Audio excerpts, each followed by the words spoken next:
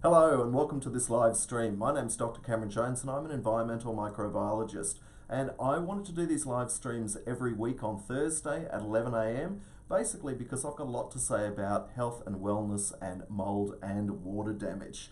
And essentially my role is to help people take control of their indoor living environments, help them deal effectively with mold so they can take control of their health and not be plagued by the impact that mold and water damage has on decreasing asset value and creating illness and unwanted symptoms. So why am I doing this? Well, I've done a lot of building inspections and lab assessments, and at last count it was around 3,000. So I have heard every side of the argument regarding water damage and mold, and I know that this has a tremendous toll on people's health and well-being. So I want to share my knowledge with you. And to do that, what better way than going live on Facebook, because I can interact with people and answer people's questions.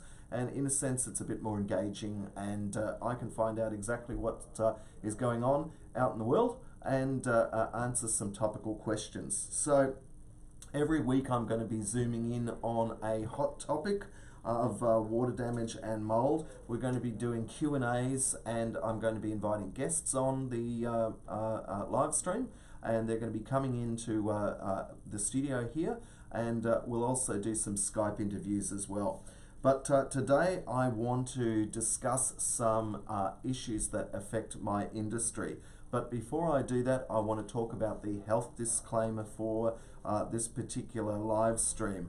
Basically, this is for informational purposes only and is educational, so it's not specific to your exact circumstances. It is intended to help you with your personal wellness efforts, but you should consult your own qualified medical practitioner before adopting or following any of the suggestions or strategies I might express or discuss.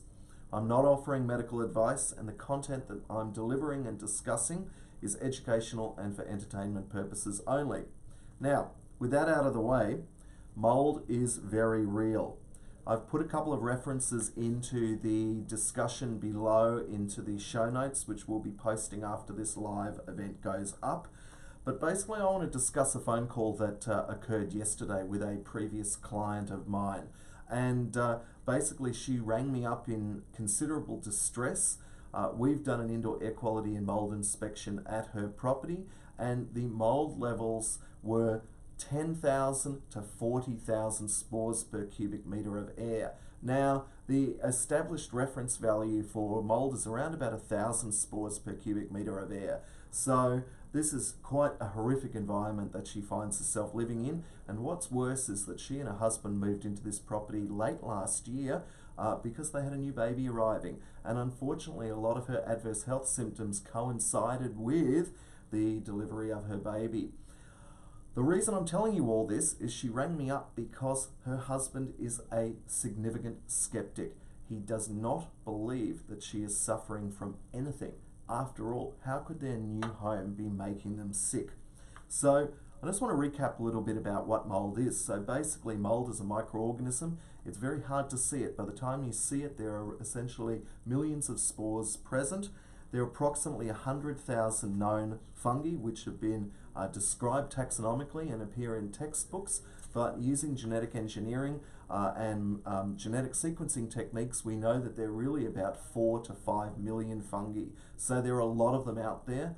Not all of them cause illness and disease in people. In fact, only about 300 to 600 are well known in pathology and medicine to cause acute infection. But we're not always talking about acute infection with mold illness. And a lot of molds cause a whole lot of unwanted effects like asthma, respiratory distress, allergy, contact dermatitis, all sorts of potential neurological and inflammatory responses as well. So essentially, what this lady said to me on the telephone is that she's experiencing an extreme mold reaction. I asked her what's happened because I understand that they moved out of their property and moved into temporary accommodation while they deal with this new home and get it remediated. She told me that her husband brought some of their personal property in their car and brought it into the house. She was horrified because suddenly her symptoms are back. In any case, her husband said, "You need to see a psychiatrist." So she rang me for some advice, and I told her, ring your doctor. She told me that a doctor told her that she's already had mycotoxin screening tests and they show very high levels inside her body. So we know that the correlation between the high spore count in the air and then the mycotoxin levels in her body show a good correspondence. So we know that the symptoms that she's experiencing, which are negative to her well-being, are more than likely correlated with this water damage and mold problem. But the issue is, she doesn't want to see a psychiatrist because she believes and feels unwell. And this brings me to what I want to talk about today. The central topic about all of this is that there really is a triad of health-related issues involved with mold illness.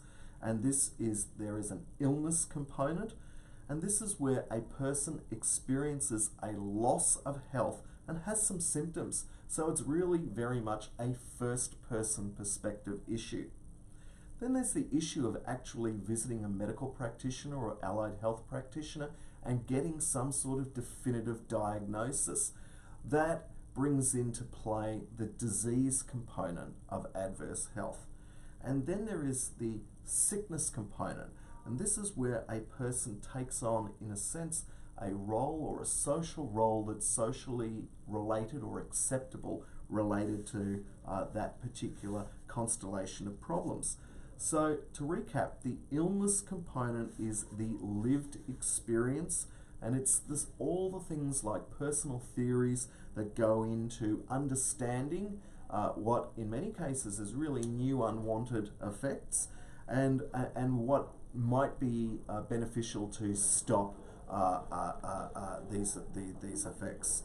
Now, mold exposure and how inflammation develops, and all of the literature around this is rapidly showing us that, as I said, it's not just an acute infection problem with mold allergy, but there are a whole lot of other inflammatory responses that can appear in different organs in the body.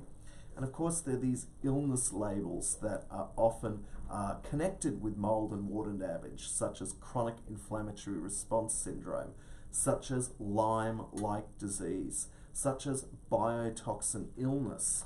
And then there's the actual response, like diseases like allergic rhinitis, which is estimated to affect 10 to 20% of the world's population. And this sickness component is the actual symptoms causing a behavioral manifestation. Now, think of influenza when people are sneezing or coughing on public transport, or when people say the building that I work in is making me ill, and think of sick building syndrome, all these terms. So when I meet and talk with clients, often they're at very different ends of the illness spectrum. And this triad of unwellness, in a sense, is very much related to your perspective. So many times I also get really positive calls with people saying that remediation of their water damage property has been successful and they now feel A-OK. And that brings me to some of the philosophy underpinning disease and illness. We need to think, what's its role in humanity? What are the lessons that can be learnt from illness? And is the act of getting well, in a sense, or navigating through this part of the journey? How do the interpersonal issues that go into convincing, for example, an employer that yes, it's true that you are getting adverse health when you work in that particular part of the office is true? What about the interplay of this triad when you are a tenant, for example, and you're attempting to convince your landlord that you are in fact unwell? So all of these are caused again by unwanted water damage and then the spores and mycotoxins that develop. In any case, that's it for this week. But next week, I'm going to be talking about another example from a client, which was, can mold grow on concrete? And more importantly, can grow mold on or in brickwork? Now, we'll also be doing the first round of Q&A. I'll be focusing on any questions like, when does mold become dangerous and what can you do about it? In any case, I'm your host, Dr. Cameron Jones, PhD. Tune in every week at 11 a.m. on Facebook Live. Anyway, bye for now. See you later.